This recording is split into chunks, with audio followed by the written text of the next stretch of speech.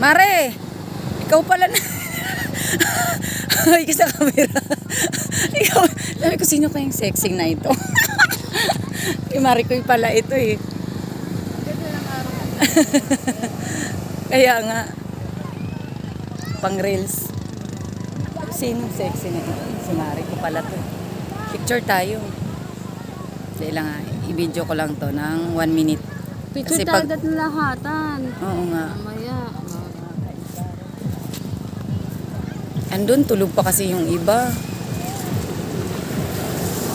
Pang reels ko lang to para may pang ano ako. Daming nakatent, ano? Nakakatuwa.